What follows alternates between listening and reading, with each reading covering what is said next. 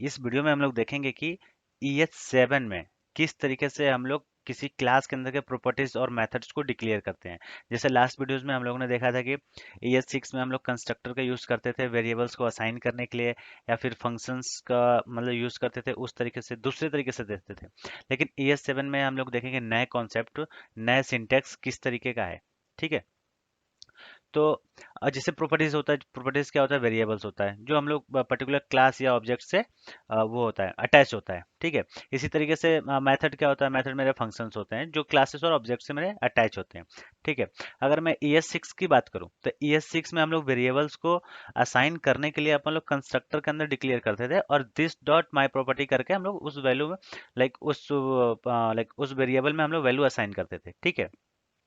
लेकिन ES7 में क्या करते हैं, ES7 में हम लोग डायरेक्ट उस प्रॉपर्टी को हम लोग क्लास लेवल पे ही डिक्लेयर कर सकते हैं, हम लोग को कंस्ट्रक्टर में डिक्लेयर करने की कोई जरूरत नहीं है।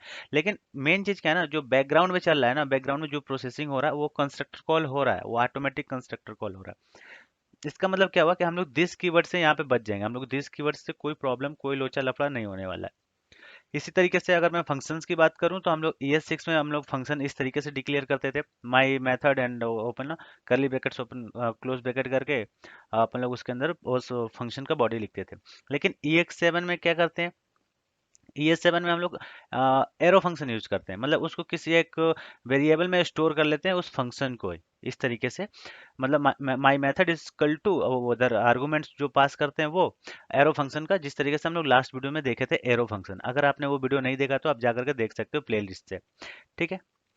चलिए, अब ये जो चीजें हैं हम लोग डायरेक्ट स्क्रीन पे चलते हैं और देखते हैं, मतलब जो ES6 था में जो हम लोग यूज करते थे, नॉर्मल जो जावास्क्रिप्ट में यूज करते थे, उसी चीज को हम लोग प्रैक्टिकल देखते हैं ES7 में किस तरीके से यूज कर रहे हैं। ठीक है। चलो वीडियो स्क्रीन पे चलते हैं और वहां पे देखते हैं ये सारी चीजें, नई चीजें।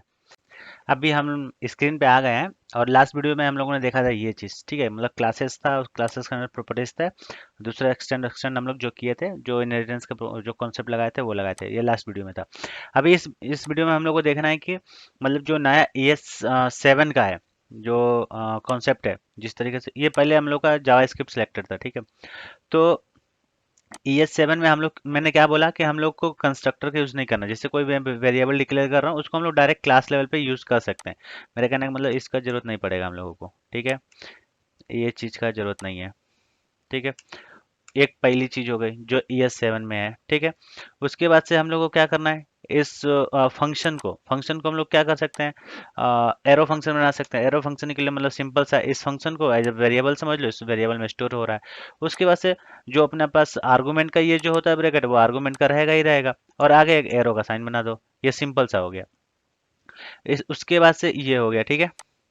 ये मतलब बेसिक कन्वर्ट कर रहे हैं, मतलब ES6 से ES7 में क्या किस तरीके से हम लोग कर रहे हैं, इस तरीके से, मतलब डायरेक्ट प्रॉपर्टीज था, ये प्रॉपर्टी था, मैंने डायरेक्ट टॉप लेवल पे डिक्लेयर कर दिया, ऐसे कंस्ट्रक्टर के अंदर डिक्लेयर नहीं करना पड़ा। ठीक है। इसी तरीके से हमारे मेरे पास फंक्शन था। ठीक है। पहले हम लोग फंक्शन दूसरे तरीके से किए थे, लास्ट वीडियो में अगर देखा होगा आपने तो अभी हम लोग क्या कर रहे हैं, उसको एरो फंक्शन में कन्वर्ट कर रहे हैं, इक्वल टू इस तरीके से हम लोग एरो फंक्शन उसको बनाते हैं, जस्ट लाइक वेरिएबल में हम लोग ऐसे यहाँ पे स्टोर कर रहे हैं, एक वेरिएबल समझ लो ऐसा करके। सेम चीज इसके लिए भी कर दो, हमें ये सब चीजें कोई जरूरत नहीं पड़ेगी अब, जैसे मैं बताया। ठीक है।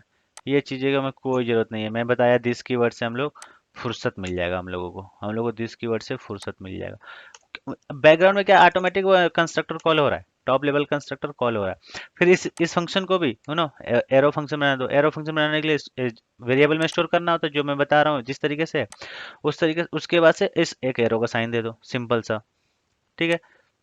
ये हो गया बस। और कॉलिंग वॉलिंग बिल्कुल सेम रहता, कॉल वॉल में बिल्कुल कोई चेंजेस नहीं। ठीक है।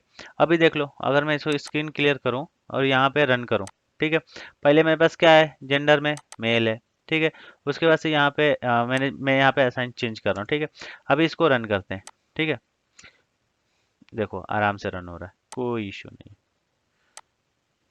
देखा, बस ये था नया, वो क्या बोलते हैं ES7 में, मतलब जस्ट पहले ES6 में हम लोग कंस्ट्रक्टर में डालते थे, अभी कंस्ट्रक्टर में नहीं डालते हैं।